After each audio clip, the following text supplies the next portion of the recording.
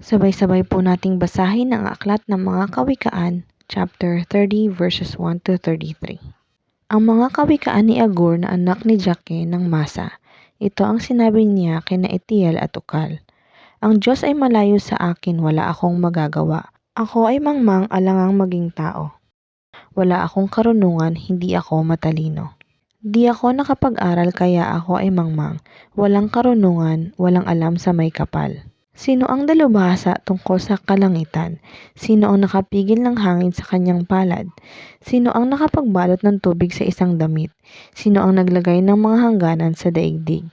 Sino siya? Sino ang kanyang anak? Ang lahat ng salita ng Diyos ay mapananaligan at siya ang kandungan ng mga nananalig sa kanya.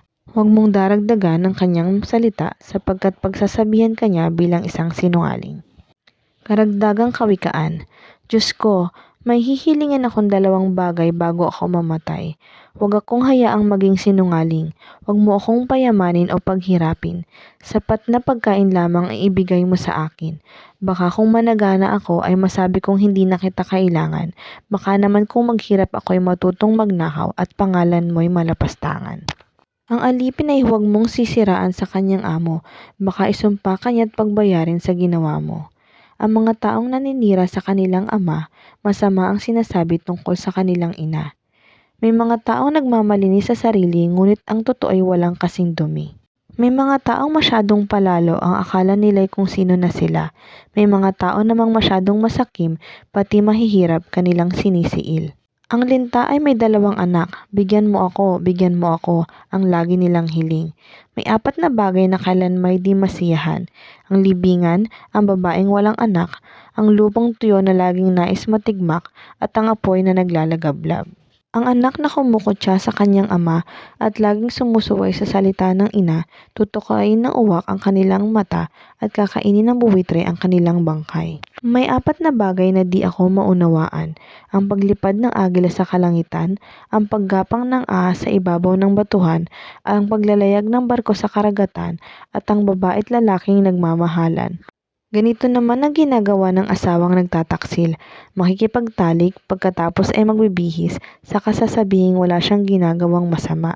May 4 na bagay na yayanig sa daigdig, ang aliping naging hari, ang isang mangmang na sagana sa pagkain, ang babaeng masungit na nagkaasawa, at isang aliping babaeng pumalit sa kanyang amo. Sa daigdig ay may 4 na maliliit na hayop ngunit may pambihirang kaisipan. Ang mga langgam, sila ay mahina subalit nag-iipon ng pagkain kung tag-araw. Ang mga kuneho, mahihina rin sila subalit nakagagawa ng kanilang tirahan sa batuhan. Ang mga balang, bagamat walang haring sumusubaybay, ay lumalakad ng maayos at buong inam. Ang mga butiki, maaaring hawakan sa iyong palad dahil sa kaliitan, subalit nasa palasyo ng hari at doon naninirahan. May 4 na bagay na kasiyasiyang pagmasdan sa kanilang paglakad. Ang leon, pinakamatapang na hayop at kahit kanino ay di natatakot. Ang tandang na magilas, ang kambing na mabulas, at ang hari sa harap ng bayan.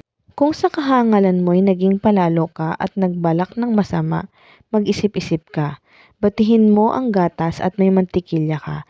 Suntukin mo ang ilong ng iyong kapwa at dudugo ng sagana. Guluhin mo ang iba at mapapaaway ka.